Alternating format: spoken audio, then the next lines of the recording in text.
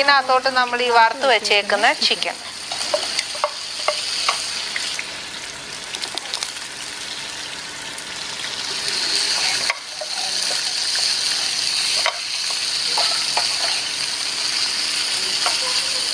ഇത് ഡ്രൈ ആക്കി എടുക്കേണ്ടവർക്ക് കുറച്ച് മസാല ആക്കിയാൽ മതി.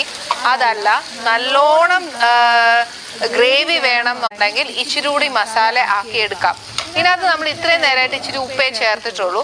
പക്ഷെ കുറച്ച് ഉപ്പും കൂടെ ഇതിന് വേണം. മാത്രമല്ല ഇതൊരു സെമി ഗ്രേവി ആക്കാനായിട്ട് അത് നമ്മുടെ ചിക്കൻ ആ വറുത്തെടുക്കുമ്പം വന്ന ഒരു ഇതേ ഉള്ളൂ. ഇച്ചിരി കൂടി ഒന്ന് ആ മസാലയും ഉപ്പും എരിവും ഒക്കെ ഒന്ന് പിടിക്കണ്ടേ. അതുകൊണ്ട് ഞാനൊരു ഇച്ചിരി വെള്ളം ഒഴിച്ചു കൊടുത്തേച്ച്